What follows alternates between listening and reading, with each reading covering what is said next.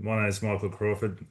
I'm CEO of the Soil CRC, and I'd like to welcome you all today to this webinar, the first in a series of three, looking at aspects of adoption of practice change, of how researchers can work with farmers to better understand what it is that they do and communicate the research to them.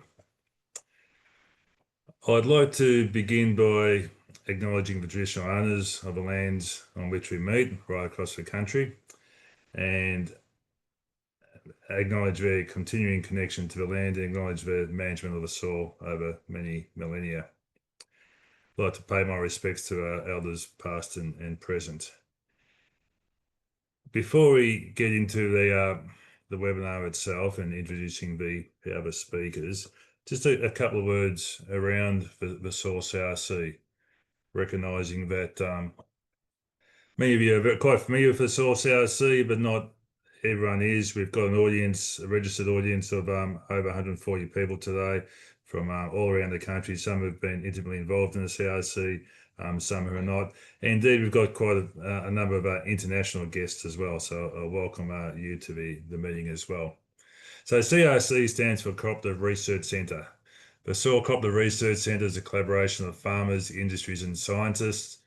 We've got 39 partner organisations across Australia, including 8 universities, 4 government agencies, 7 industry partners and 20 grower groups. And that combination of those different types of organisations is one of the things that gives us our strength. Our purpose is to deliver research that helps farmers improve their soil performance and increase their productivity and profitability. We've got funding from the Australian government and from our partners for our 10 years, commencing in 2017 through into 2027. So we're now into our 9th year, and there's a lot that we've done, and there's a lot that you will hear about if you haven't heard about it already. But with $70 million of cash and $120 million of in-kind, that makes it the largest collaborative soil research effort in Australia's history. And today's webinar is just a part of that effort. To give you some more idea about who's involved in the CRC, without going through all the names and partners, this collection of logos emphasises or highlights who is involved, including, as I said, universities, farmer groups, industry groups, government organisations, etc. And hopefully you can find someone there that you're familiar with, and also important to highlight that we've got representation in every state of Australia. You'll be hearing from our speakers today involved with Murdoch University at the top right and West Midlands Group there at the bottom right, and facilitated by Catherine, who's at Charles University at the top left. So that's my broad introduction to get things going. As I said, this is part of a series of 3. You found this webinar and engaged, so hopefully you're also aware of the subsequent 2 at the same time next week and the following week after that. And you can register via the links that you found in the first one, or via this QR code, or you'll get information at the end of this webinar about it.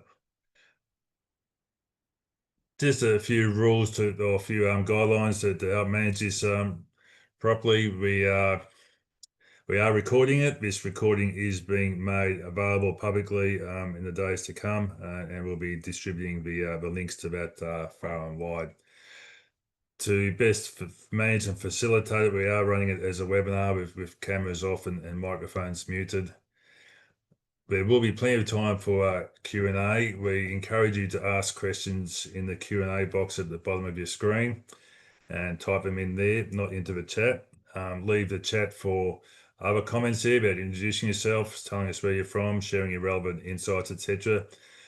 Put the questions in the Q&A, and I think we've also got a facility enabled where you can upvote those questions. If you see a question there that you like, give it a vote, and it'll come up towards the top of the list for Catherine to ask the speakers at the relevant time.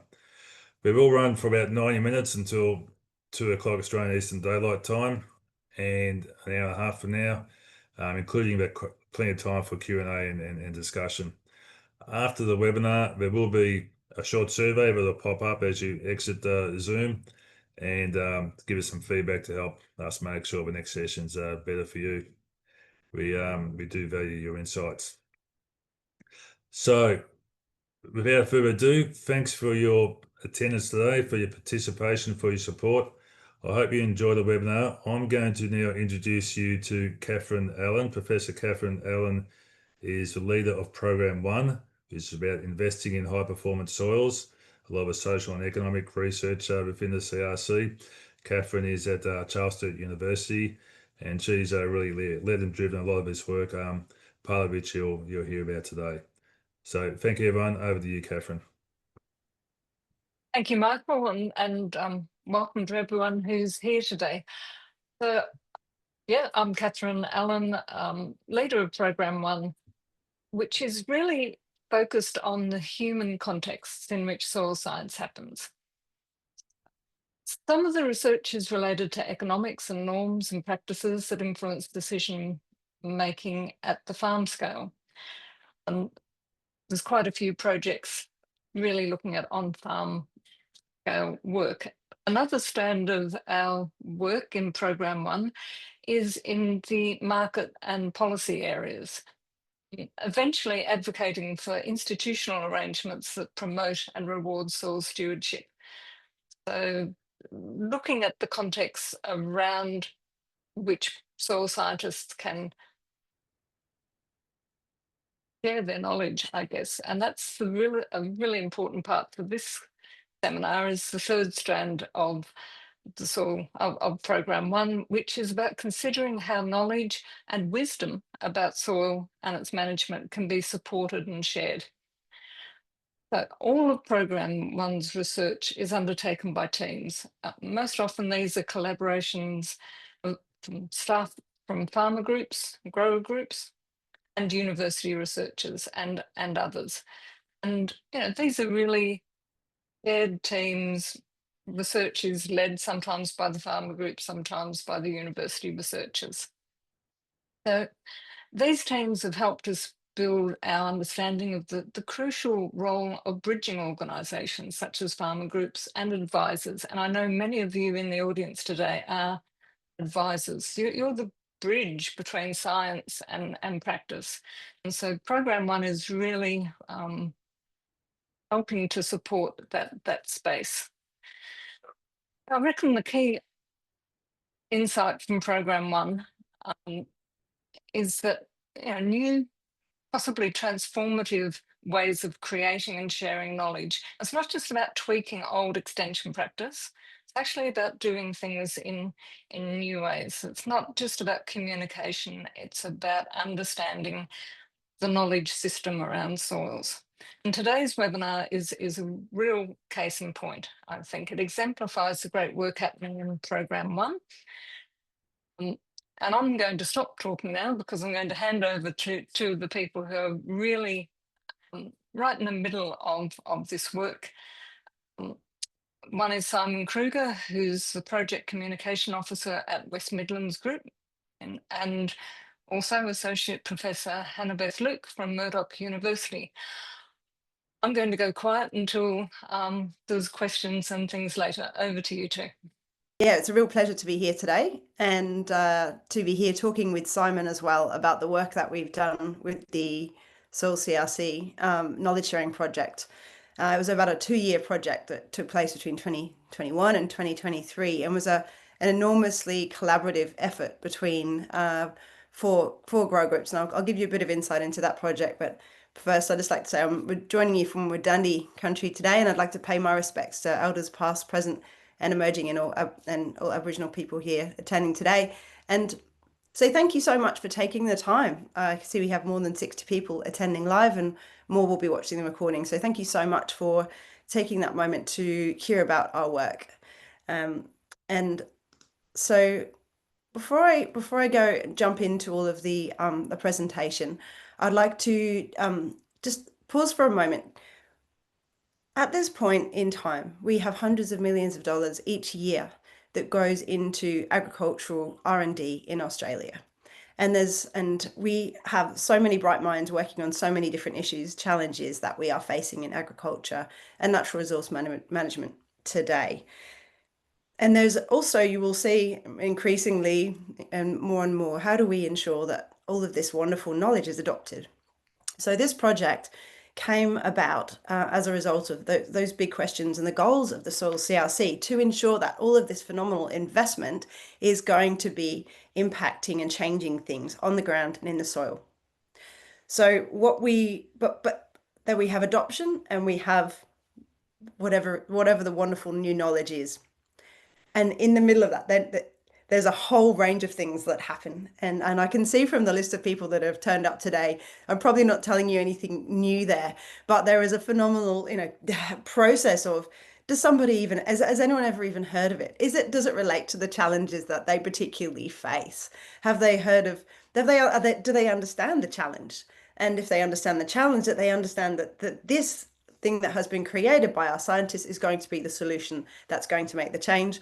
Once they've got to that, can they afford to do it? What are all those things? So program 1 is very much about understanding that pipeline from that innovation to the adoption, but also, and the reason we called it the knowledge sharing project is it's not just about measuring or understanding adoption. We're trying to understand and measure over time, how is knowledge sharing happening? How do we know that the things that we're doing as people in the sector working with farmers is working, is reaching their goals and aspirations, and the knowledge is being shared effectively. So that's what this project was all about. But before I go on, I'd just like to just pop something in the chat. Why are we engaging rural landholders? And I'm showing my whole screen, so that could go, you'll be able to see everything that I'm doing here. If there are any other questions you'd like to pop in the webinar chat, this is not the Q&A because there's 2 different places there, but in the webinar chat, what is the main purpose for, what are the kind of things that you are working on at the moment that are making you want to work with and share knowledge in agricultural and NRM systems? So why are we engaging rural landholders? Yeah. So I can see Debbie Holtham there has just said good morning, and I know that she's working on the Healthy Estuaries program. So there's a big process there around nutrient management and trying to minimize fertilizer inputs. That's something I'm going to be speaking about more very soon with Deb's team. Is there anything else? Anyone want to put something in the chat? No. Oh, you guys are starting off quiet. Well, perhaps I've already talked a lot about that in terms of, look, we want to see that adoption of all of that innovation and fantastic knowledge that's being shared. So look, I'm going to just jump in with just some of the things that we've been doing within this project. So we want to know what kind of strategic priorities you have in place. So when we're working with different groups, what are the things that are already important? Are there management practices that you'd like to improve? And you may be working as a government agency directly with a farmer, or it might be with a group that's engaging farmers. So it may be direct or indirect work. And what kind of solutions are you providing? And also, what are the short-term priorities and immediate priorities, such as getting out and getting people unbogged, versus what are the longer term impacts around increasing ground cover and landscape resilience in that way? So we've got a few things here. Decision support, improving production while limiting nutrient runoff. Thanks, Rob. Yep, keeping nutrients on the farms, and share what knowledge is already out there. Exactly. So we don't want to keep reinventing the wheel either. So thanks, Amy, Deb and Rob. And the project purpose, just to give a bit of a big picture view, was to identify and test. So it was to work with the grower groups that were part of this project, which is BCG, Central West Farming Systems, West Midlands Group, and AREP. So that's the Birchip Cropping Group in Victoria. And find out what are the things that they're already doing. How can we test what's working out of all those activities, and how can we work together to try some new things as well to improve broadly soil health improvement with the longer term objective to improve soil stewardship. And also I'd like to acknowledge the universities that are involved in our logos down the bottom there. And I would also like to mention that knowledge sharing is a collaborative effort, very much so. And through the Soil CRC, I think it's around 20 farming system groups, 8 universities, we work together all the time to share knowledge. That's why I think this is such a great opportunity to meet with you and speak about this work. And but also across, this actually isn't all of the team. There's a couple of people missing. I'm sorry. It did evolve over the 2 years, but I would particularly like to give a shout out to Dr. Linda Worth and Dr. Louise Hunt, who were the PhD students involved in the project, who also extended the work that we did in terms of the role of women's knowledges in agriculture, and also the role of intuition in farming. So we worked together over this 2-year period to understand, how do we achieve more healthier and productive soils through improving our engagement approaches? One thing that I think is really important to say off the bat is that if you want someone to adopt or work with your widget, you start by talking with them first. So we did this in the project. And feel free to chime in anytime, Simon, because we really did work on this collaboratively. I was going to jump in before and say I think you're spot on there.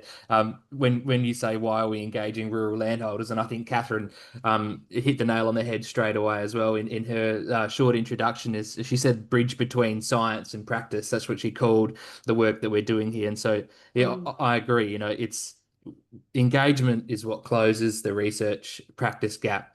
And you know, having research is needed, but at the same time, farmers are the decision makers and not necessarily just recipients. And so, bringing them in early and engaging them and making sure that they're part of this entire conversation is the most important aspect of that. So, I wanted to note that. Certainly, I'm happy to point that out straight away.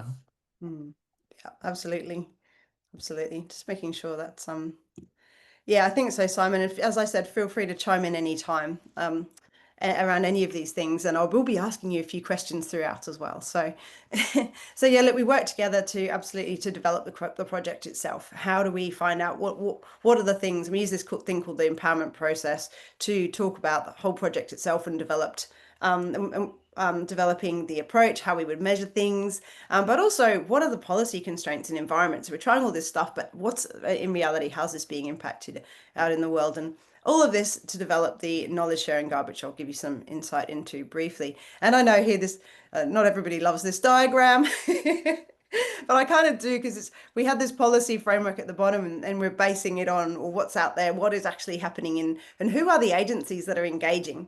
We've got 4 different grower groups across the bottom that I've mentioned to you before in 4 different states. And then over time, we worked with them to develop their knowledge sharing plans based on what their priorities were, figured out what the engagement approaches would be, monitored it over a 2-year period, or at least 18 months, and then evaluated. And there's all these arrows across here because it was a continual learning process. We were learning from each other. We were continually developing and evolving our methods within the project together. And that's how we came up with the knowledge sharing guide. And there was a lot of meetings that took place over that time. With such success that the grower groups actually asked for more meetings. I don't know how often that happens. So this is the knowledge sharing guide that we'll be providing some links to, that's on the Soil CRC website. So I'm going to be talking a little bit now about how you plan the engagement strategy, how you can, and the importance of understanding your context and building trust, what some of the principles of effective engagement are, and how you can evaluate engagement success with a bit of a discussion and Q&A afterwards. So in terms of developing a knowledge sharing plan, this is what we did. First thing we did was we looked at the information we already had in the Soil CRC. This is actually a really important point, I think, because if you're going out and engaging with people, it's worth finding out what other engagement your organization has done, because we don't always work. Even organizations can have silos within them. So within the Soil CRC, Vaughan Higgins ran a project around adoption and did all these wonderful workshops. So we used the research and the time that farmers had taken to talk about their adoption challenges in those workshops to build in the priorities of the knowledge sharing plan in each region. So we sort of, what are the issues? Why do we want to improve things? What are the best practices we want to target? Who are the stakeholders? And what are the common drivers and barriers? And that's what really came from this adoption workshop. And what kind of engagement we're going to do, and then how do we know they're improving? And we had feedback forms, evaluation sheets, and the engagement diary that was informed by this process diary, and the knowledge forms and the feedback evaluation test. So do you remember how those went? There was actually a mutiny within the project, wasn't there?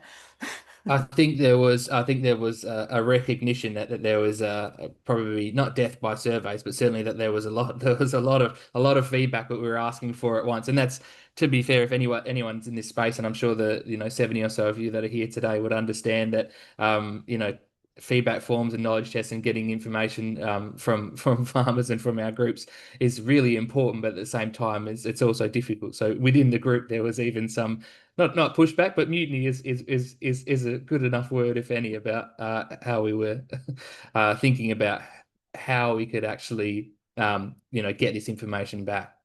Yeah.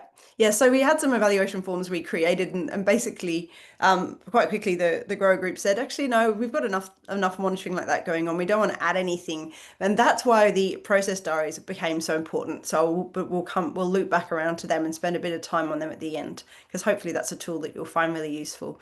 So in terms of engagement 101, and I understand that there's people attending here today that have got a very different history and length of time engaging.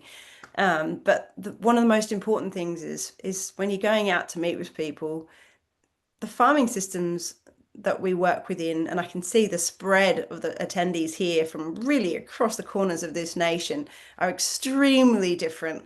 And I've got some pictures there of farms from across New South Wales and Queensland, and all of those farms just within that are very different, from tea tree farms to organic macadamia farms to pasture cropping, Wagyu beef.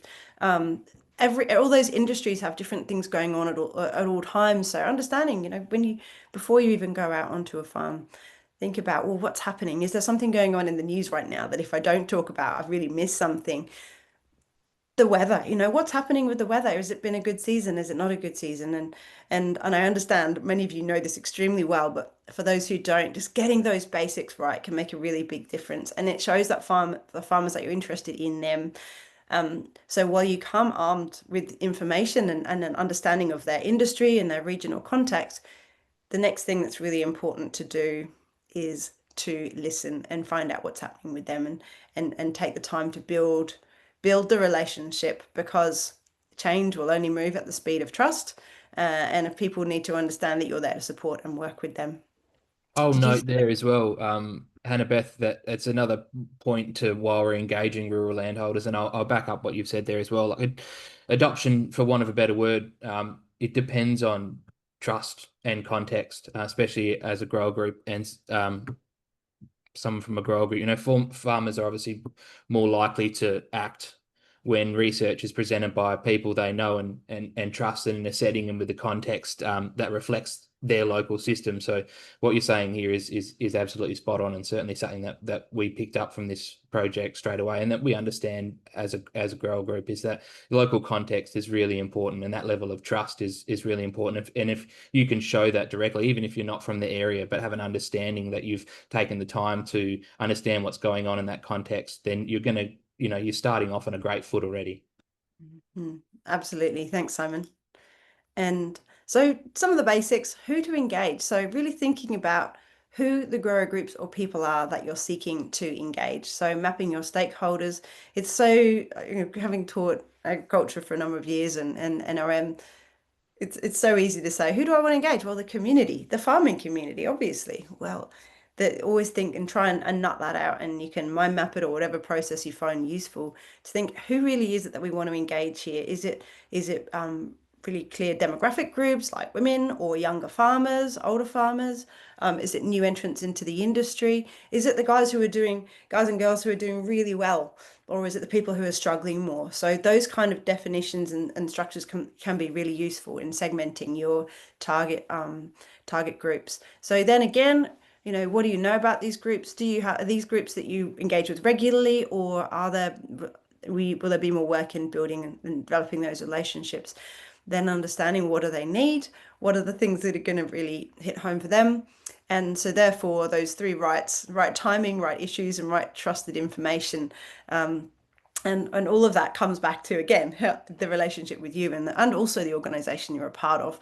And so sometimes there can be one thing that happened with your organization 20 years ago, and there's still a lack of trust from that. So sometimes you have to rebuild that trust as well, and it may be absolutely no fault of yours or indeed anyone that works there anymore, but those things can take a very long time. Trust builds slowly and can sort of evaporate in an instant, and then you have to start again. So it's not an easy process, but it's really worthwhile.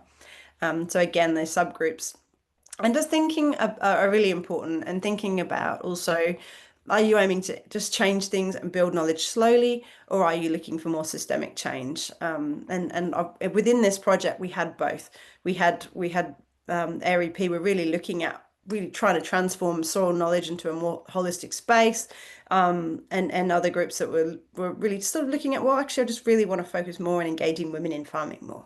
And if you're interested in the work of Linda Wolf, she's done some amazing work building on that knowledge. So, Beth, if I might just add in there as well, like a note for how to engage with people is if you don't necessarily have that local trust, then certainly by understanding who might have that local level of trust, you've already put your foot in the door as well in a certain extent. So that's why I think grower groups for those, researchers, or maybe if you're just starting out doing PhDs, or you don't really know about the kind of, I guess, the architecture that's out there. Grower groups are an excellent conduit to farmers, and they have that local trust and context as well. And so it is, if you're finding it difficult to decide who to engage with or don't necessarily have that trust in the first place, it's really worthwhile understanding and trying to seek out the people that probably do in that space and utilizing their kind of network as a starting point. So certainly, if you're not already, get in touch with your local grower group. If you want to get in touch with farmers, and that's a bit of a plug for grower groups in general, I guess, we can bring trust and get your research out to farmers. So just wanted to make a note of that as well. So true, Simon. Getting someone to make an introduction who's trusted within that network can make the world of difference. I've experienced that many times. And actually, so just how are we engaging? So I think, so I'm jumping ahead there, Simon. I'm gonna throw that one over to you, Simon. And feel free, everyone, to pop something in the chat as well. But what are the kind of ways that you're engaging rural landholders, Simon Kruger, in the Midlands Group? layered communication might be the best thing to go with. I guess as a grower group, we use everything from field days to crop walks, blog articles, podcasts, infographics, reports, printouts, workshops, one-on-one meetings. We really do try to cover a lot of bases in a lot of different ways. But I guess we're engaging rural landholders with an understanding that some of them are going to be at different levels, so to speak. They might be just introduced, they might be at an awareness point where they're just hearing about something, and so we don't need to go in there straight away and hold a workshop for those kinds of growers, and so that we don't need to engage them necessarily in that way. They might be engaged in something as simple as a podcast or just a broadening awareness, kind of an article that they can read just to get some idea before they step in. But I certainly think that when we're engaging rural landholders, we're doing it in a multitude of ways for that particular reason. Yeah, because I've heard of this idea of the touch points. I've heard 11, I've heard 6, but I think you do need a few reminders. I know I do, even if it's something I really want to go to. We're all pretty busy, so trying to approach people using the social media, but then also using that face to face and working those two together. Yeah. Yeah, certainly. If you've done any kind of social media or communications kind of course, the numbers get bandied around pretty often. Is it 7? You've got to get in front of someone 7 times before they take notice of you. Sometimes it's 11, it's 14. I think still looking for that academic paper, but I've heard all those numbers. Paper for it. You can choose a particular number, but the important thing is that you're tailoring, you have a direct message and you're tailoring the content, understanding that farmers are time poor as most of us are, and so your best bet is always to try and make sure that you get the message right, and you try and hit them wherever they are, whether they're in a tractor and they can listen to a podcast, or they're just reading the local newspaper. As long as you're kind of trying to hitting those points and making your content accessible as possible, then I think you're in the best place to start.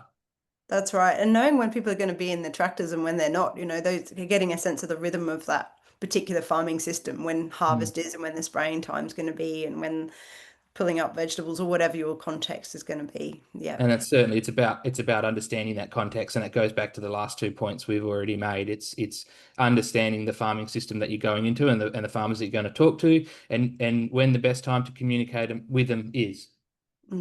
Absolutely. Thanks, Simon. And also jumping into some logistics. So again, really nutting out. So you're going to have a bit of an engagement, a broader engagement strategy that you will probably already have developed, or you'll think through. These are the things I really want to get across. These are my strategic priorities, and I'm going to develop a set or an approach to engaging them over a period of time. And then so you want to organize an event. So you want to organize an event. You've thought about what obviously your key priorities for this specific one. Where are you going to conduct it? Is this one going to be in line, on person?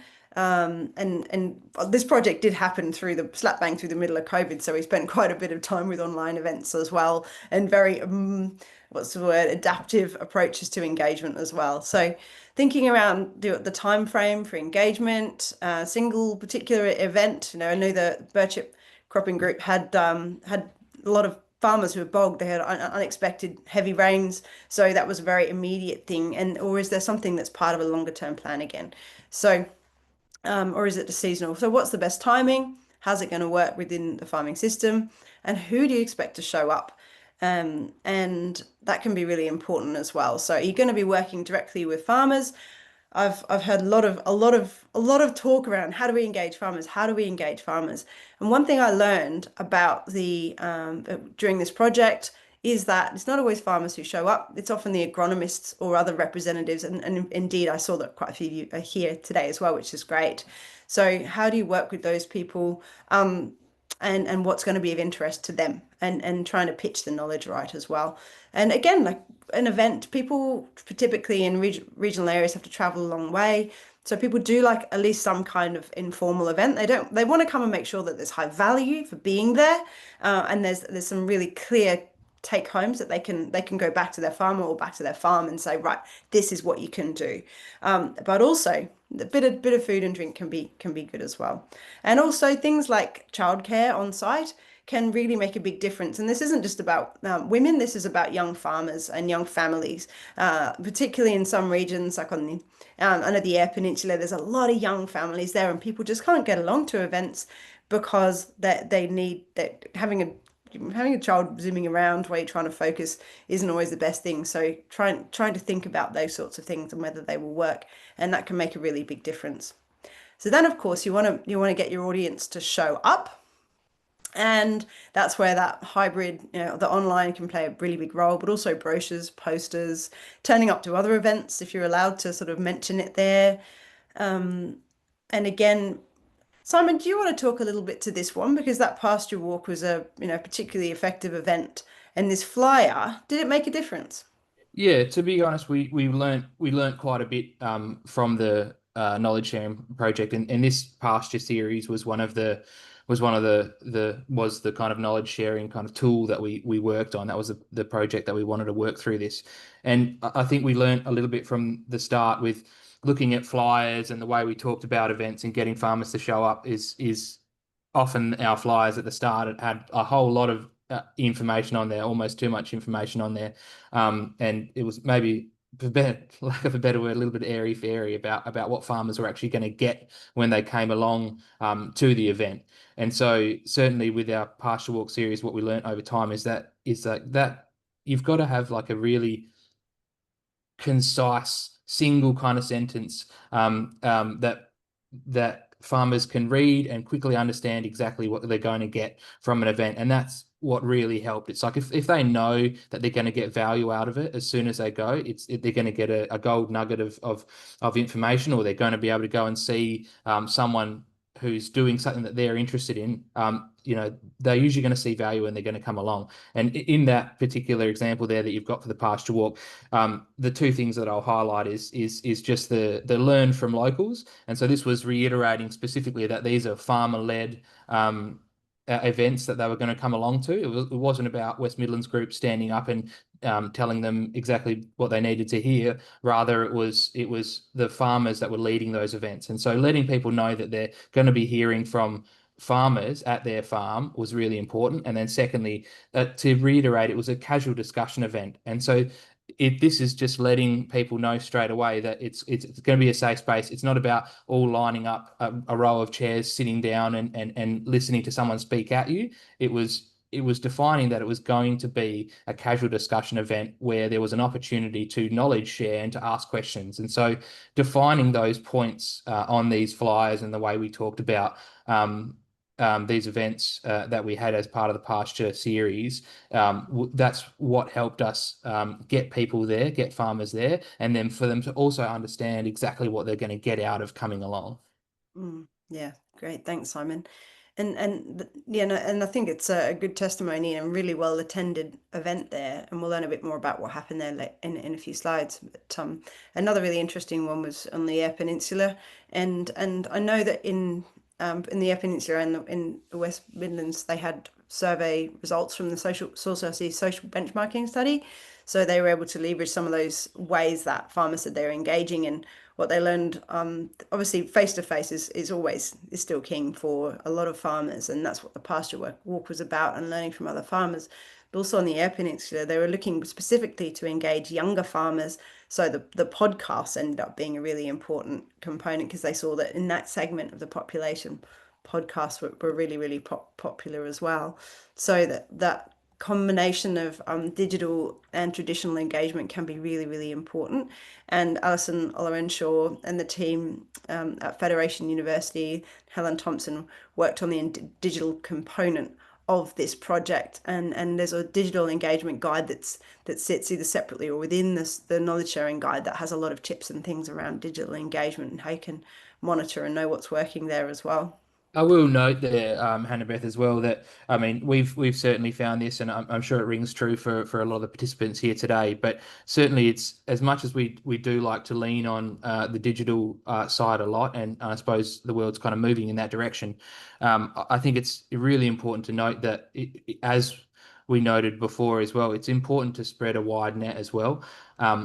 You can't just rely on digital engagement. A lot of farmers still prefer traditional media, and I believe there's some GRDC results, survey results from last year or the last round that they did that noted that there's a swing of farmers who are utilising traditional media and looking for still written and printed media as well. And so, as much as it feels like a bit of a stretch to have to try and cover all the bases, I think that's also really important as well, that we understand that farmers are on their phone and so on and so forth, but you've also you've got to cover the base with written stuff and flyers that are printed and put into the local newsletter and so on and so forth as well. So it is a wide blanket, but it's important to note that you've got to cover all those bases if you do want people to come along.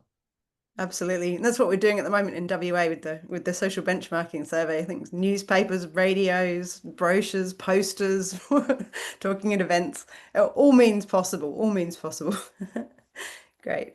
And so preparing for your presentation. So I know some people that have turned up today are PhD students or researchers. So some things here are really important to consider.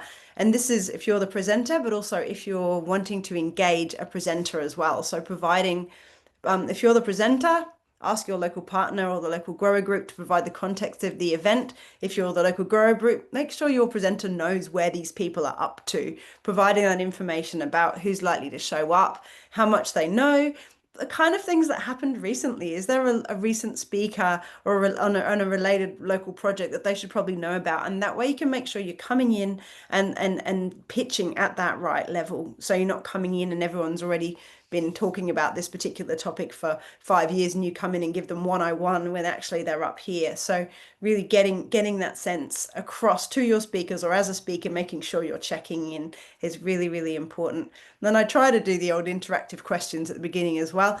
Sometimes works better than others, but just basic things like getting people to put their hands up and, just making sure everyone's awake, because sometimes they've driven a long way to get there.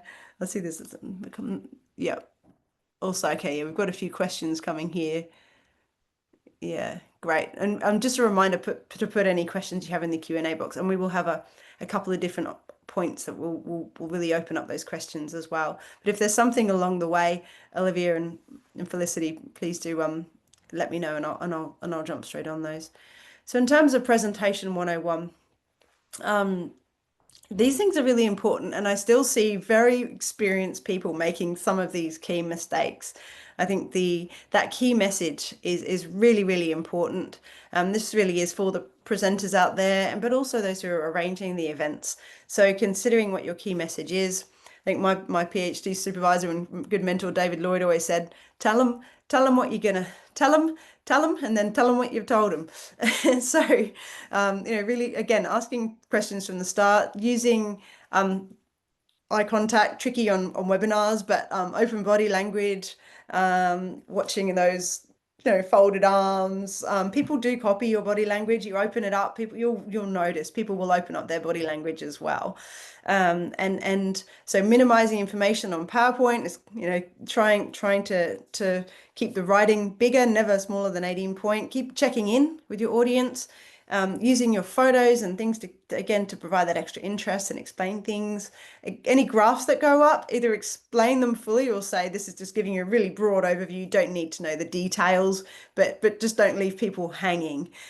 Explaining and linking any key terminology. Some words that the people that are new to the space, just don't know, that you just take for granted if you've been working in that space for a long time.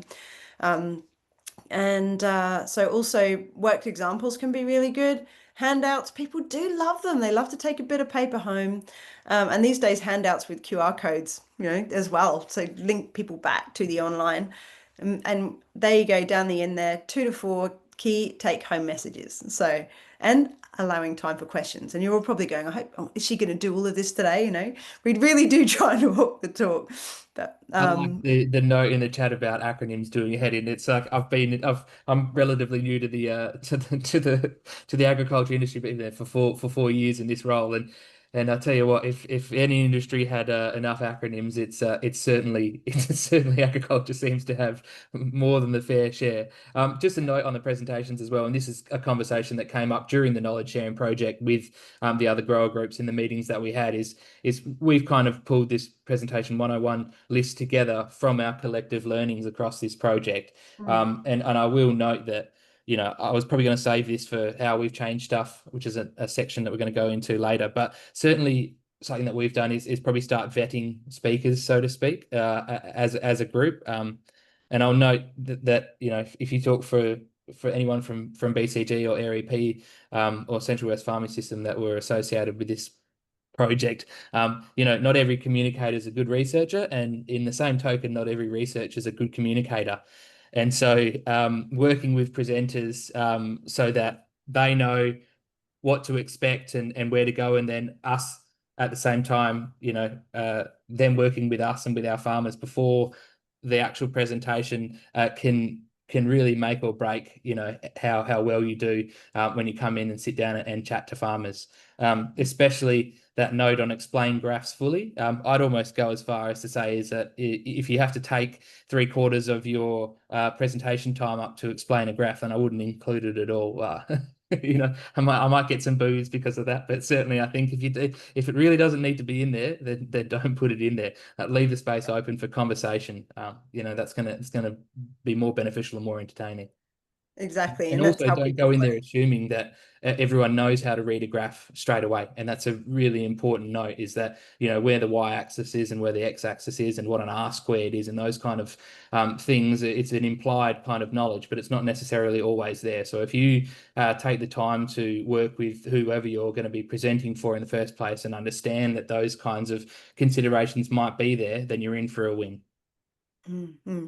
Absolutely. Thanks, Simon. Or if it really is a big complex graph, I have been known to put on a really complex graph and say, look, don't worry about the details. The main thing's the arrows going up. That's all you need to know. We saw a complex graph just before with 4 pyramids on it, I believe. Oh, sorry about that. Hey, but the point of that pyramid, the point of the 4 pyramids is that we were continually learning. And that was one thing that I really did love about this project, is that it didn't need to wait till the end for the learnings to be shared. It was great. We'd have one of our project meetings, and you guys would be going, yeah, this worked really well, and then bang, AREP were trying it on the Eyre Peninsula that week, and then they come back and go, yeah, this really worked well, but this is what we added to our process diary. Can we put this in the project? Bang, and it became, you know, something that was being practiced across all of the project. So yeah, I think that was a really, really good thing to sort of a take home, I guess. And I guess having the research project with those regular catch-ups and creating that space for people to feel that they can share the successes and also the failures. So some things around face-to-face. So having a clear, visible, detailed agenda. People want to know when they're going to get coffee, but also they're going to want to know what the key topics are. So having an icebreaker, personalization of information delivery. So thinking about, again, the relevance locally, keep linking to practical outcomes, half-day on-farm events, allowing people to fit in work activities. Again, depends on your context, depends how far they've traveled as well. Keeping it casual, not too formal. A lot of farmers really love, you know, being able to just show up with their work clothes, and just be able to turn up with no, you know, not needing to make too much effort. But that is not always the case. Some people really like the opportunity to dress up too. So you'll see, and the opportunity to actually get together and discuss things. There you go. So this was a photo from Diana Fear from Central West Farming Systems in New South Wales. And so this was the Women in Farming event, hugely well attended. And you know, girls, we do like the chance to dress up too. Not everybody, but that was really, really interesting. But look, that's one example of success. A room full of women there. Simon, what other kind of things? What does success look like to you? Yeah, I mean, again, I enjoyed seeing this question with this photo. No shade on Diana and this event, because that's an incredible turnout, and I know that's exactly what you want to see at an event is generally speaking numbers. But I'll also counter to that and say what we've learned in the knowledge sharing project, and certainly in general, is that it's not always just about numbers. And I know that funding bodies will generally want to see an outcome which includes, we had this number of bums in the seats. There was, we had 75 people there, and so that meant it was good and it was successful. But I think it's also important to note, and something that we've learned is that it's also about levels of engagement. And so you can have an event that has 5 people at it. You can have an event that has 5, 10, 15 people at it. And if they're engaged and they're getting something out of it, and there's really good conversation and good learnings, and you can see that they're picking stuff up, and they're basically, even if they're just a coalition of the willing, they're the ones that are there and want to get the most out of what's being presented or what's looked at or what's talked about. I think that's incredibly important, and I think that looks like success as well. So success is obviously, it's relative to your goals, and so if you have an understanding of what the goal of that event was, like we talked about earlier, and then thinking about what success looks like when you go into planning that event, if you can note that engagement is important, and you just want these, say 10 farmers that are the most engaged and really are going to get the most out of this information, and they have a really good conversation in there and walk out with some new connections, or with with a new bit of knowledge that they want to try out, then that's success for an event. And that's not 75 people sitting in a seat.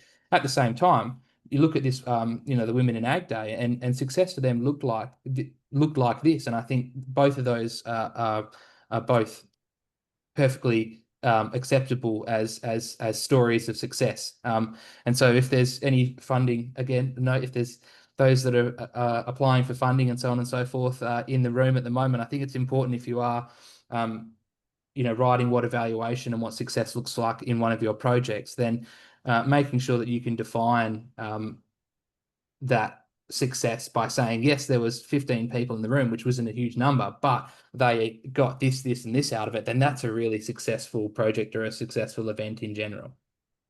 Exactly. And we adapted the process diaries to meet that. It's about the quality, not necessarily the quantity. And there were discussions around events that were there to catch everybody and be a big event for everyone that just weren't as successful as smaller ones that really got that information across to the people that were particularly interested and focused at that time, who then went on to share it in their community. So that knock-on effect is also really important. And I should also say as well, there's definitely been a lot of conversation around, I've got this image here as well, and in engaging women in agriculture,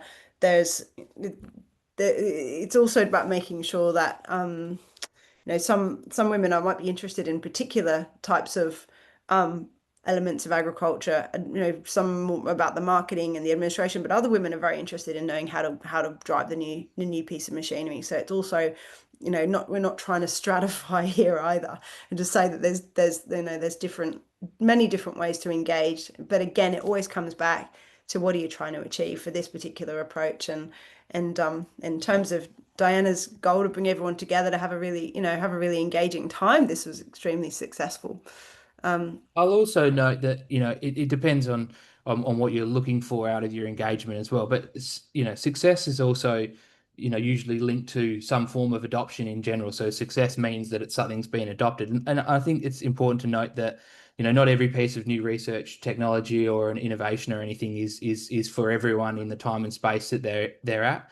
And so that means, like, sometimes it's at the right time for some farmers. So some farming operation is going to be involved in a project, or they come along to an event or something and they see the benefits and they're probably keen on adopting or making those changes, but their operation might not be there just at that point of time for a multitude of reasons. So it's still important to understand that this is still a success in the sense of a project that you might have moved someone one step along, or one step closer to their goal of adopting, or your goal of getting them to adopt your new technology or practice. And just being able to capture that is as much a success as getting them the whole way through from, they came in the room and they weren't going to adopt the practice, and when they left they were 100% going to adopt it. Still getting those step changes is really important, and I think that's a success in and of itself. Nicely put, Simon. Thank you very much. So again, thinking about how you're going to measure your success is important. And we talked about the evaluation forms. They can be really helpful. I've got a reappearing cushion in the background there. Sorry about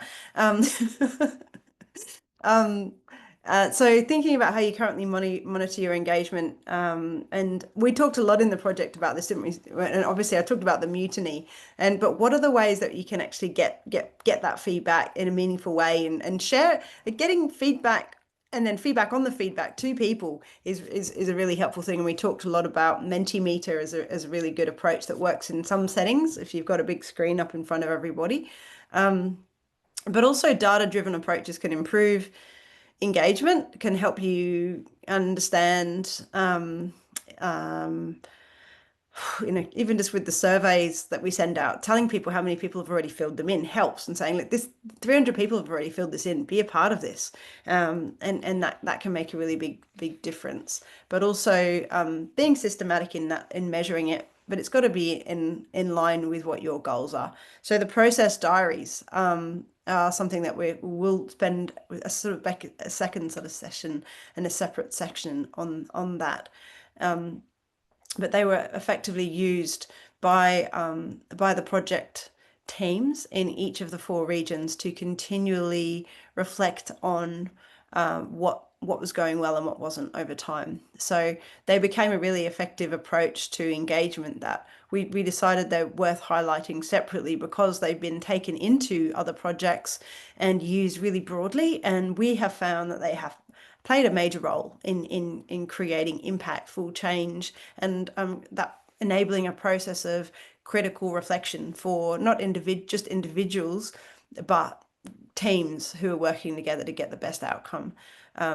Did you want to say anything on that now, or save it all for later, Simon? I reckon save it until we get into the process diary section, because at least then we can have an example to show people. Sounds good to me. So I'd like to just hand over to you again, Simon, and just talk about how did the West Midlands Group change things as a result of the knowledge sharing project? Yeah, I mean, obviously people have probably heard a couple of things from me already, and I've noted that, but certainly I will say that I came in at the start of the knowledge sharing project, and that's this project did have a significant impact on the way I approach all of our communications and engagement in general. So I'll note that and give Hanabeth and the team a good pat on the back, because I'm very pleased to be involved with this, and it was a very useful project.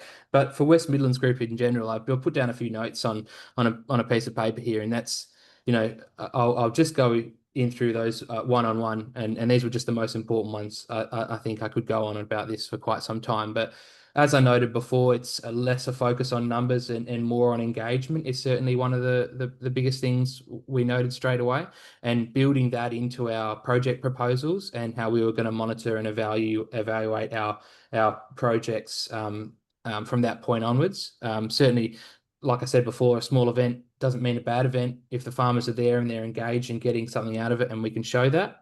So we've changed the way we deliver. We ended up we deliver more events now, but they're tailored and smaller and a lot easier to run. So we can just go out to a field and do a pop-up kind of style one now when it matters, and that's just a trestle table and maybe some soft drinks, and that's all we have to bring, and then just getting 5 or 10 farmers that are interested at that point in time and really getting something out of it and getting them engaged. Another thing is probably really important thing that we learned is about, and this is from using the process diaries, I guess, is defining roles for each of the team members at an event. And when I say defining roles, it was before we go to an event, it's understanding that, one of the team is probably going to be facilitating the event or making sure timings and things are happening. There might be an MC. But when we did the knowledge sharing project, one of the things we had to do was fill out the process diary for these events and workshops we were doing. And so one person's job was to be the observer.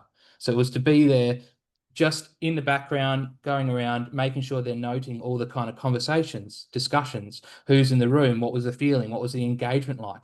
And I know it's difficult for, a small team when there's only 1 or 2 people and events are really stressful, but I can't reiterate enough how important it is and how we've brought that along with all our events from now on is having that extra person in the room who's there just to take notes and to understand, the type of engagement that's going on and the questions that are coming from the farmers and the discussion that's happening, because all of that's allowed us to improve our reporting. It's allowed us to improve our events time on time again, because we understand what was said in the room. We're able to write good articles and stuff straight after, because there's a really rich pile of information that someone's taken down about the conversations.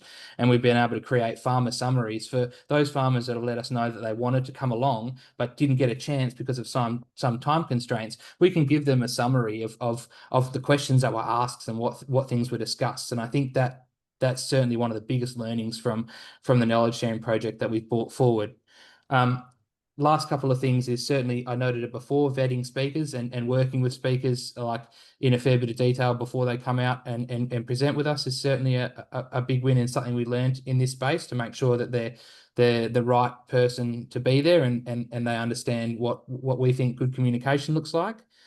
And I guess the last thing would be, as a general for West Midlands Group, it was understanding our position as acting as a guide and probably not the hero in a lot of our events and stuff moving forward and workshops. And that was letting the host farmers take the lead in our field walks and our crop walks and these kind of workshops as much as possible. It's letting them be the hero and allowing them to talk about what they've learned and allowing them to share their very local knowledge and share with other farmers in a space that they're most comfortable in, which is generally speaking on their farm out in a paddock that they know exactly what's gone into it, what went wrong, and being comfortable to chat about that. But letting them be the hero and not our organisation is certainly something we've learned from this, and that's increased the engagement that we get at these kind of events in general. Look, again, I said I could go on for quite some time about it, but those are the 3 pretty big things that we're doing from this point onwards because of the knowledge sharing project. Great, thanks. 3 good take homes. Thanks, Simon. That's what we like. Great. And we're going to jump into some questions very soon, but I just wanted to briefly show you guys that there are a lot of different resources that have come from this project, and reminding you that this wasn't just this. As Simon just said, I was a leader of this project, but for me, the whole process was a facilitation of supporting these guys to do what they do best, and then just helping to monitor that and support that and build mechanisms for sharing that knowledge across the regions. So as a result of that, we together developed all these resources, and the grower groups, West Midlands Group, and MEP all created podcasts. We created little YouTube clips that you can access all through the Soil CRC, and they're all embedded in this knowledge sharing guide. So it's all kind of accessed through the knowledge sharing guide, but there's also the knowledge sharing, the fact sheet that's associated, and there's a policy review as well that's related to this, and training recommendations that arose from all of our discussions. And I'm just going to jump across, because that's the online the growing knowledge sharing guide, and then there's also a whole portal there. Hope you can still see my screen. So you've got the whole knowledge sharing guide, you've got the process diary and guidelines in Word version, and you've also got the online MS Forms version, which is very nifty, and you can get this and you can share it and put your information down there. So before I go any further, I think we're just gonna open things up for discussion now. And there are a whole bunch of associated publications as well, I should also note. And this can all be really used for that 101, that stepping in. If there is a social benchmarking study or another survey that's taken place in the area, how can you get the best information about what's happening for people, or the demographics, or background factors for that region before you get started. And also coming soon, we have the Soil CRC Rural Landholder Dashboard, and this is being developed by the phenomenal Simon McDonald at CSU and his team. And we're going to be able to have a much more interactive way of understanding and working with the data in each region as well. And there's a whole range of different resources that you can access, and some of these may be really familiar to you, some of the Soil CRC, but there's also really good resources from Soils West and the ebooks, and the Soils for Life have got a whole range of different case studies looking at farmers doing different things. Landcare Australia has a really useful media kit, and Regen WA has also got some really interesting resources as well. So if you're not aware of any of those, please feel free to take a look there. I'll double down, Hanabeth, on the knowledge sharing guide and its use case scenario as well. For even if you've been in the industry for 25 years or so, it's still worthwhile thinking of it as a refresher. You can go in there and look at it, and there might be something new you pull out of it.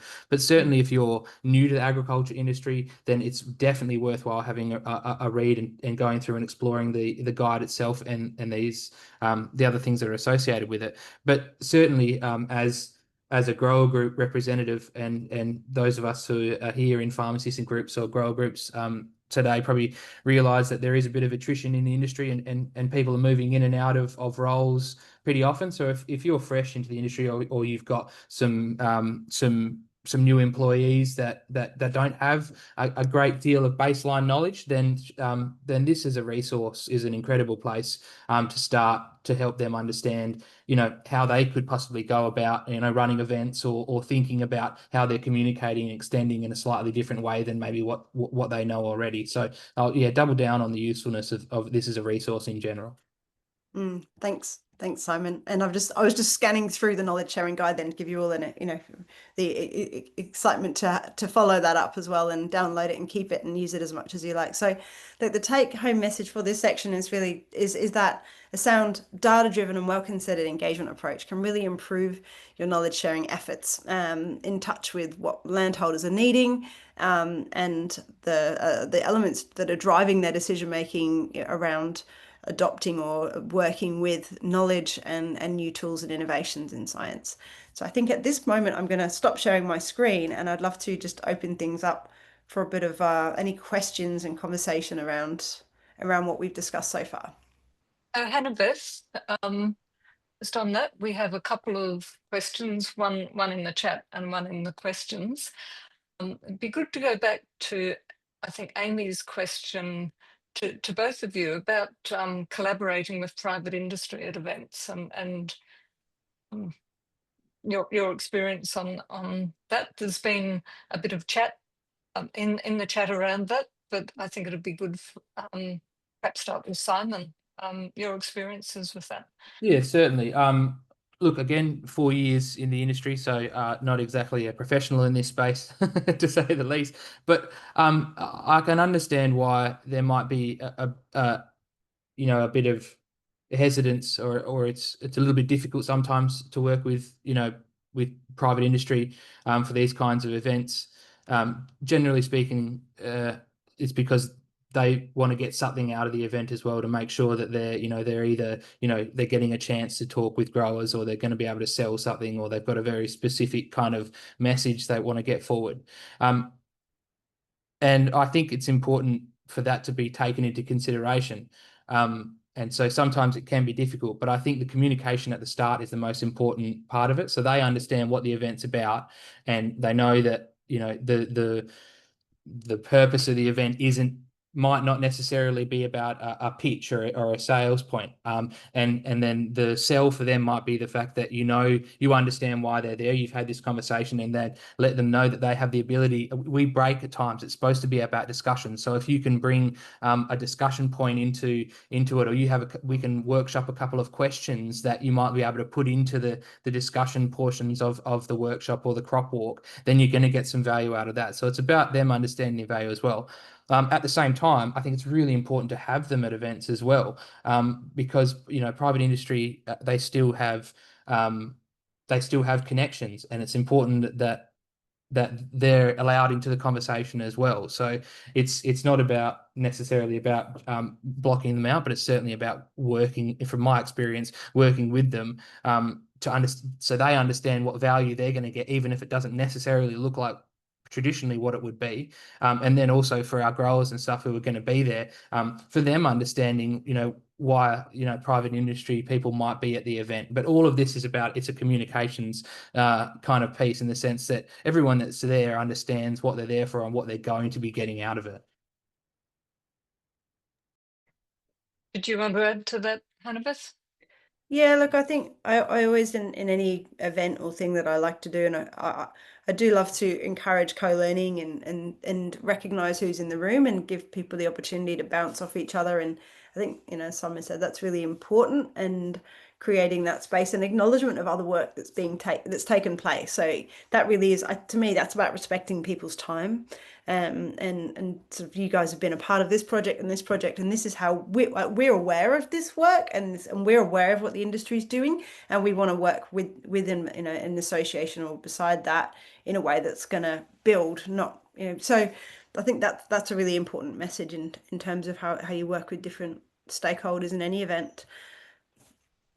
And just from Felicity, to add to that, do you feel from your experience that it's encouraging engagement from landholders to have industry out?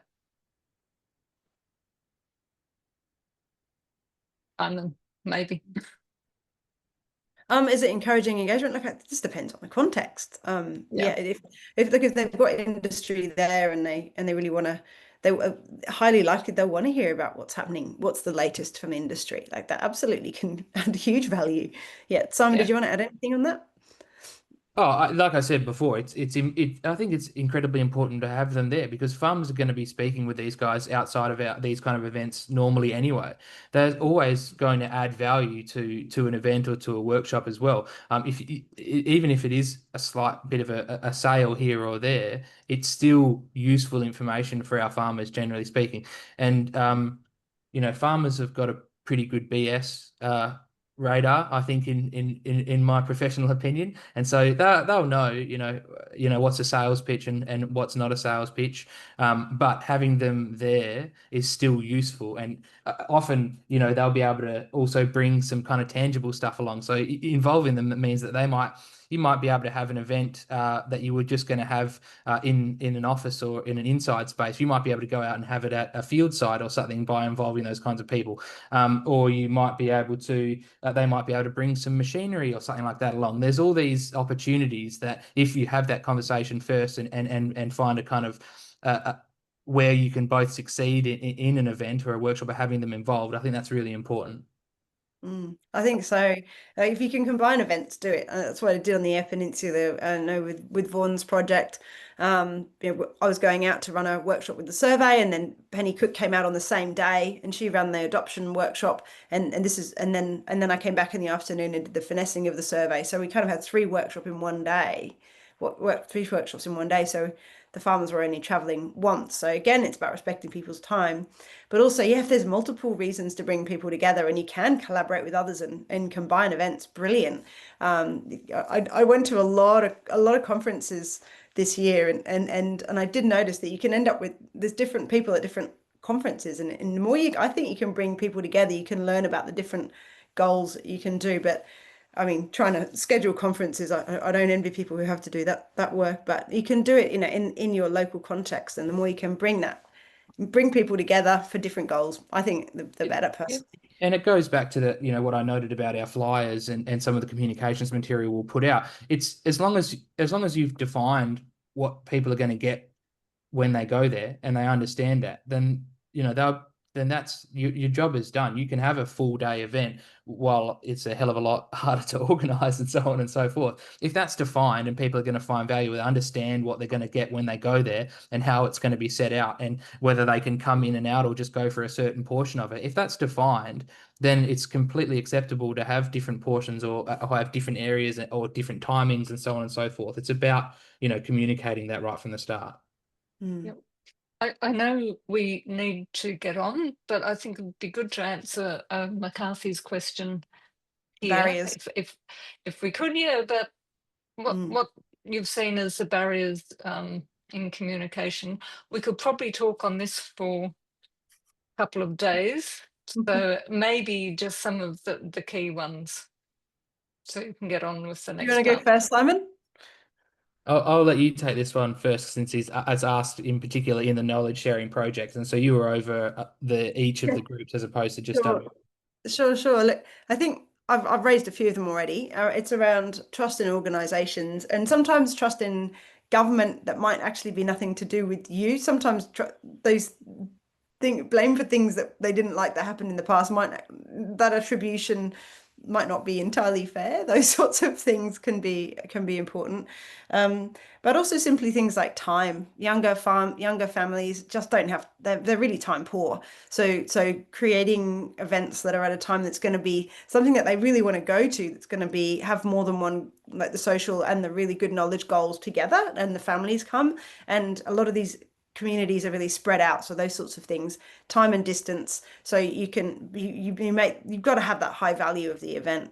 The other thing I know Simon experienced through his online trialing a whole bunch of different stuff and monitoring it really well, if you don't mind me speaking on your behalf, Simon, we tried the whole information on social media, and it wasn't about the quantity, it was about the quality. So people want to look at something and go, oh yeah, I'm getting something from that, rather than just being people are in information overload, so the quality really matters. Yeah, you're spot on. I'll double down on that as well. It's like, I know it kind of flies in the face of certain points of having to just continuously get content out there on digital platforms, continuously, like content. But at the same time, like I noted before, like farmers got a pretty good BS radar, in my opinion, as well. It's about taking the time to define that nugget of gold that a farmer's going to get when they look at some of your content. And so there's often, in my opinion, there's a bit of like you just have to keep posting the same things over and over again, or utilizing the same messages over and over again. I think that is still important, because that's the way the algorithms are set up. It's how all social media and stuff works, is the more you post on there, the more chance you've got to get it out there. But at the same time, if your audience, and so your farmers, understand that whenever they see a post by you, it's going to have a nugget of gold in it, then that is worthwhile, because they're going to pay attention to it. They're going to be looking out for it. It's not going to melt into the rest of the stuff that they're seeing in their feed, all of the time. At the same time, a lot of farmers aren't on social media. I mean, people might agree that there used to be a lot more farmers on Twitter than what there are now. It's kind of been a bit of a peter out, and certainly a lot aren't on Facebook as well, and those other channels. And so, like I noted before, it does seem like a push, but it's really important as a barrier of communication to make sure that you understand where your audience is going to be, and how you can get out to them as effective as possible. And if that means doing mail outs and printouts and stuff, and that's important, then that's an essential step in it as well, to make sure that that communication material gets out to those people who need it. I'd like to share with you something that came out of the project that was found to be really, really useful by all of the grower groups involved, and that's now become a part of standard operations in various modified forms for those organizations, and also it's gone into other projects. And so Simon and I have worked together to modify the best of all of the different approaches that we've taken to create the Soil CRC Process Diary. That's something that we hope that you can take away to use for your organization's process of critical reflection. So we started off with a document. It's a Word document that you can download, as I showed you before, on the Soil CRC website. And it's got some, we just thought around, what are the absolute basics, and obviously who you are and what you're trying to do, and to sort of focus in when you get started is useful. But also there's that first section there is around, well, what's your actual extension program? What are you trying to do there in that sort of in section 2? What's the bigger picture? And what kind of timeline are you working on? What sort of, so it's just a very broad way of writing out your strategic engagement goals. And then that section 3 is really trying to look at reflecting on the quality. Again, it's the quality. You can talk about who turned up. That's fine. And there are down there sort of who is engaged and showing up. That's useful. But also this whole process of what worked well, is the basic SWOT analysis. What didn't go to plan? What did you learn about your audience and how they prefer to engage? Intended outcomes achieved. Why or why not? Why did they or not get across as well as you would like? And of course that reflection on what you would change or do differently next time. And specifically around events, who is engaged or showing up? If you're looking at target audiences, thinking about who actually shows up, and starting to have a bit of a critical lens on that. Is it the same 5 blokes every time, or is it the same? Are you getting different people in? And that can be good, it can be bad. It's, it again depends on your goals. Hanabeth, often we get caught in a deliver cycle, and then there's not often, an easy system or a system in place for a review. No, obviously this doesn't speak for every industry, but certainly this, in general, the process diary is an opportunity for you to that you might like to use to think about first who you're going to be targeting and how you're going to be targeting, what that actually looks like in delivery. And then section 3 and 4 is certainly about, it's a reflection. So it's an opportunity as soon as possible to look back at what worked and what didn't, and how that can possibly change the way you deliver the next part, or if you do this style of extension again, how you can make that better. So it's a process of continual improvement. And we have tried to make it as simple as possible, with some leading questions and stuff in 2 pages. So I just want to reiterate that from our perspective, it's that continual improvement that this kind of allows, and it's a tool that allows a simple kind of reflection. And reflection is generally where we're going to get most of our changes, so we can shift the dial when we understand what was good or what was bad about what we did. Great. And that section 3, you really can just pull that out and do that for each event. It's a relatively small, short, sharp approach to doing. And how did you find it, Simon, in terms of individual versus doing? I know that you moved towards doing this as a team. How did that end up working? Yeah, I think at first we were doing it individual for this project itself, and so one person would fill this out, and they were usually, as I spoke of earlier, they were the person that was a note taker at the event, and so they did have an understanding of exactly how something went. But we've kind of tried to format this version that we've worked together, Hanabeth, as a bit of a catch-all, because I think it's an opportunity to one person could write this, but the whole team can also do it together. And so I think that's where we also got a few more learnings as well, and we transitioned it into a bit of a process that we take with all our events, that the whole team sits down and fills this out together. You usually have one note taker that'll take some of the specifics, but certainly we'll bring it back as a team and use it as a review of as the team, because other people have different expectations of what an event should be and how well it went. And so those kinds of things can still be found in here. I will also note that, section 1, while it does seem pretty elementary in the sense that it's just, organization, key name, etc.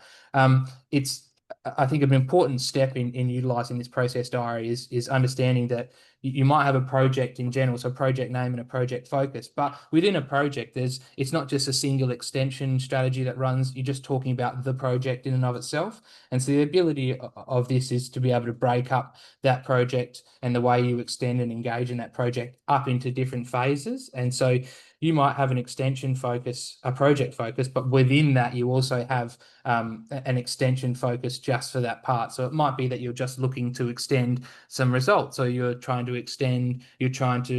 engage and get people to come along to an event. And they're all kind of different extension focuses or different activities that can be, broken down in section 1 and then section 2.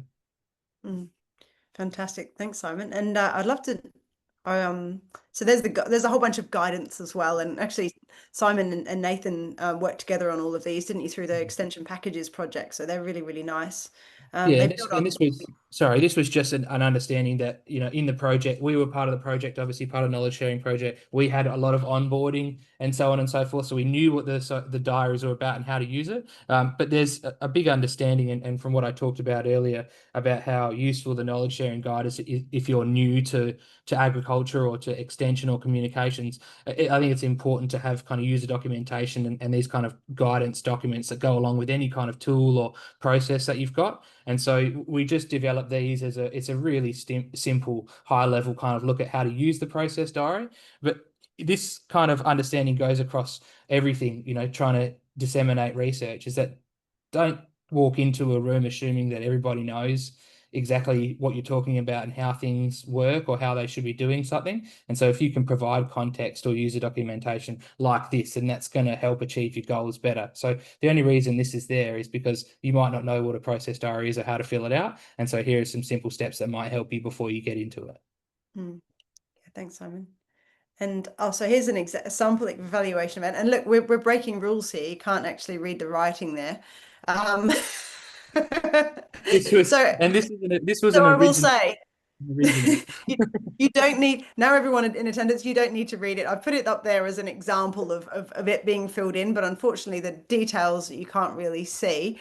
But so the main thing is you guys, I think one of the really important things is you guys modified this for what works for you. So even what we're presenting is absolutely use it for your own purposes and take it on board. And the more it's used in whatever form, the better. So Simon, tell me about this slide. Tell me about what you. I mean, this one specifically was for our perennial pasture events, and I mean, again, rather than going into detail, this is what it looked like originally before we've made it into our, like, we call it an improved version that we have, which is the final version that is available to everyone that's here and anyone that can find it on the internet. But what I might do is just let people know, like, how you can utilize the reflection process to change what you're doing, because I think that's a useful case study, in the sense that what we did is we looked at our engagement portion of the event, of an event, which was just the social media portion of it, so the advertising portion of it. So our extension focus was making sure,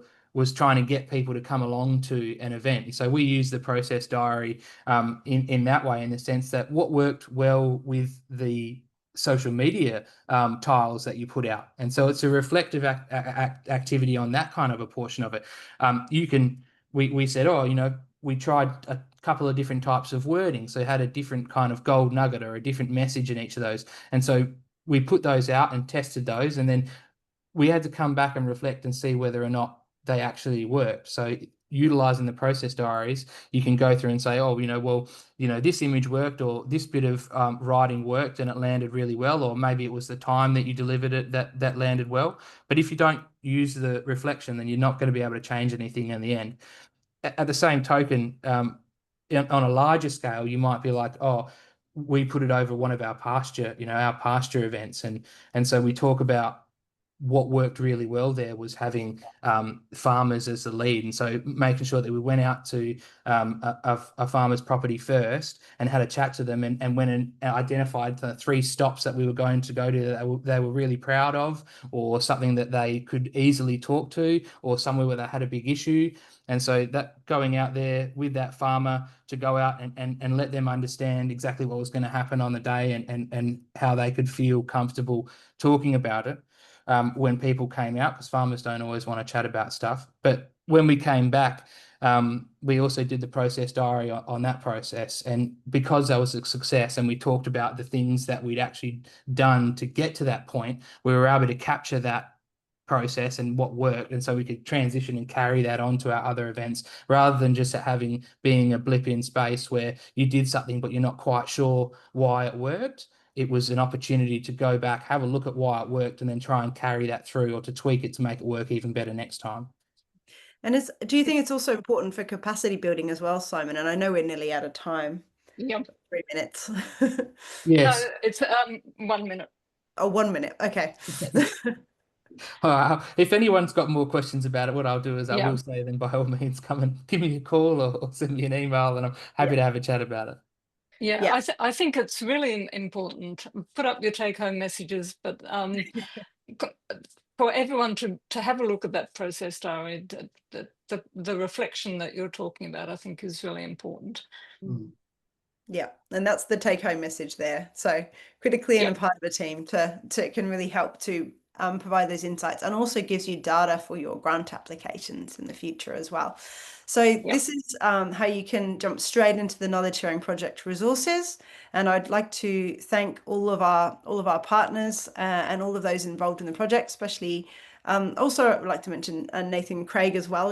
He played a major role in supporting this project as well, and also particularly the Soil CRC for supporting this work, and Catherine and Michael and everyone for allowing us to do something slightly different. And I think we learned a lot through the process, and hopefully those learnings will go forward from here. Yeah. Thanks, Hanabeth and Simon. Michael, I think you were going to say a few words to wrap things up, so I'll pass on to you. Yes, thank you very much, Hanabeth and Simon and Catherine. And let me just, as I'm speaking, remind everybody of what's happening now. We've got a survey as you log off that'll help give some feedback on this, and an advertisement for those next 2 webinars on the same theme, but slightly different topics. But I think what this has demonstrated is the breadth of work and the relevance of the work of a Soil CRC, to the point that the word soil wasn't actually mentioned too much in that webinar. And whilst it applies to soils, it also applies to a whole range of issues, activities, and initiatives in the agricultural innovation space. So I think that the benefit of that is there, and the way we've gone about it, working with grower groups and researchers working together, is also a testament to the value that the Soil CRC adds to this space. So once again, thank you to all the attendees for attending, for your participation. For those who are watching this in the future on recording, I hope you've got something out of it as well. Do follow up for speakers if you need to, and thanks to the organisers, to Olivia and Felicity, for bringing us together. Thank you, everyone. Bye.